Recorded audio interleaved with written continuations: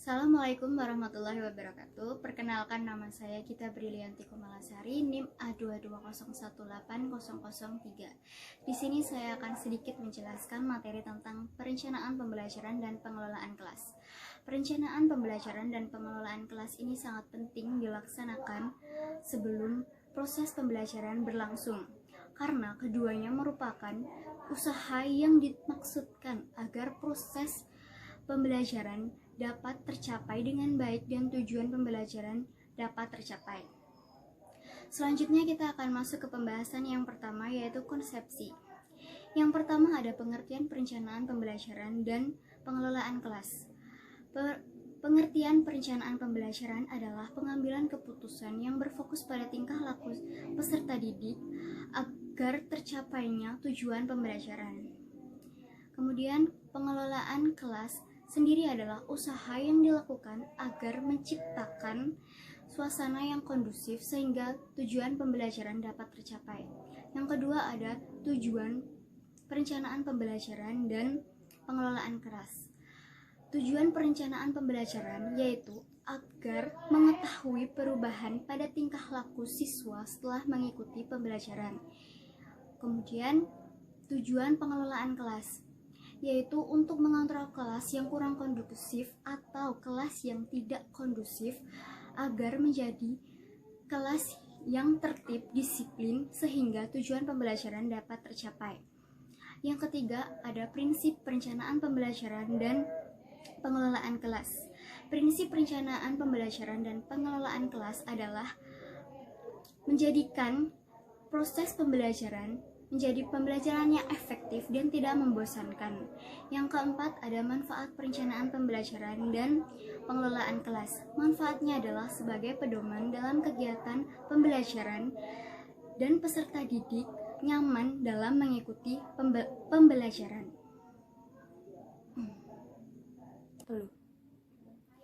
Yang selanjutnya kita akan masuk ke pembahasan yang kedua, yaitu instrumentasi. Yang pertama ada analisis kebutuhan peserta didik.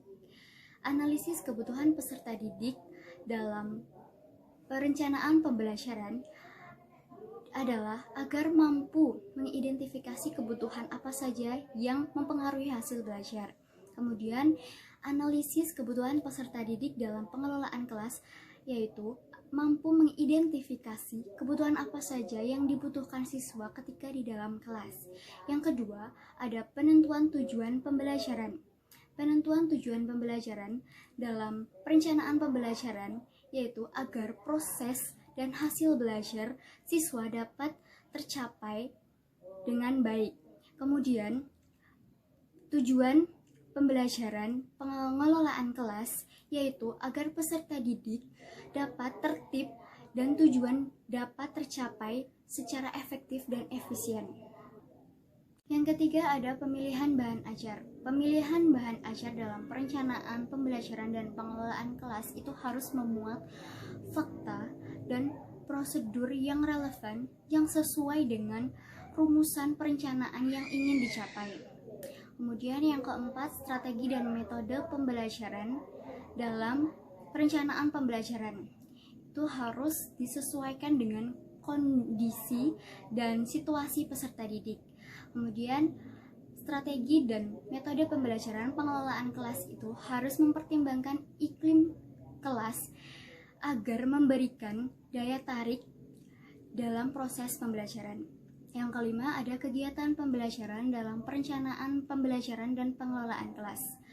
Dalam perencanaan pembelajaran dan pengelolaan kelas ini harus mampu membangkitkan semangat siswa dan berperan aktif dalam pembelajaran sehingga tujuan pembelajaran dapat tercapai. Yang keenam ada penilaian hasil belajar. Penilaian hasil belajar dalam perencanaan pembelajaran dan pengelolaan kelas harus disesuaikan dengan indikator yang dicapai dan standar penilaian. Selanjutnya, kita akan membahas materi yang terakhir, yaitu implikasi perencanaan pembelajaran dan pengelolaan kelas bagi guru dan calon guru. Dalam perencanaan pembelajaran dan pengelolaan kelas akan menghasilkan guru dan calon guru yang mampu membangkitkan semangat siswa dalam mengikuti pembelajaran dan berperan aktif dalam pembelajaran sehingga menjadikan suasana kelas yang kondusif dan tujuan pembelajaran dapat tercapai dengan baik. Jadi kesimpulan yang dapat disimpulkan dari materi yang tadi dibahas adalah perencanaan pembelajaran dan pengelolaan kelas ini sangat penting dilakukan atau dilaksanakan sebelum kegiatan belajar mengajar. Karena keduanya merupakan usaha yang dimaksudkan agar proses pembelajaran dapat berjalan dengan baik dan sesuai dengan apa yang diharapkan.